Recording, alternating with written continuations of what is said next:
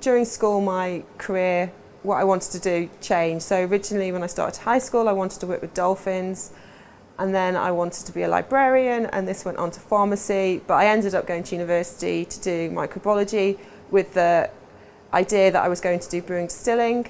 So I spent a couple of summers working for Carlsberg, but that I decided wasn't my career choice, and I ended up doing straight microbiology.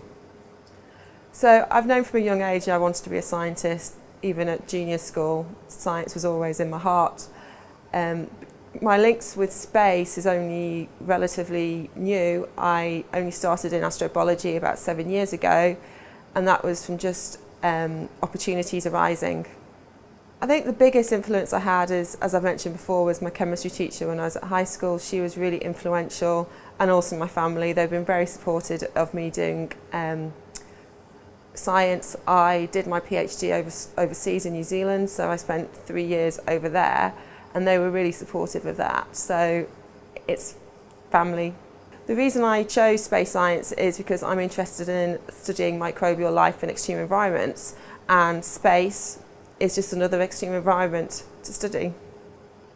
When I was at school, I had no idea how to get involved in space science. It was only about 7 years ago when a job opportunity came up for a postdoc in astrobiology that I actually became aware of the field in general. The crossroads in my career probably came when I was on maternity leave. I was coming to the end of a postdoc, and it was very much crunch time. Do I continue in an academic career, or do I join the general workforce? I went to university up in Edinburgh, and I took a year out after university and went travelling, and one of the countries I visited was New Zealand, and that's an amazing environment with lots of extreme environments, and that's where I became really interested in microbes that live in extreme environments, and I was lucky enough to be awarded a fellowship to go over there to study for my PhD. So I went to the University of Otago in New Zealand, which specialises in life in extreme environments. I did a postdoc directly after university looking at microbes that live in cow guts, and then I went travelling for a year before coming back to the UK. So there's two highlights to my career. One was getting my fellowship, and the second was getting my permanent lectureship position. Both of them seemed to coincide with me coming back from maternity leave. So instead of having that lull most people get coming back from maternity leave, I was really lucky to have these great opportunities.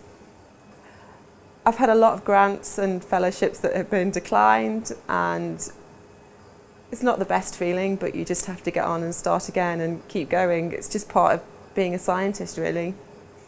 I think my major low point was when I was in between positions. I was on maternity leave, and my position was coming to an end, and I didn't know what I was going to do. I really did toy with the idea of leaving science for something a bit more stable, particularly with a young family. Science isn't the easiest career option. The reason I stayed was because I love my job, and I couldn't think of anything that I'd want to get up every day to do, and being a scientist is one of the greatest jobs.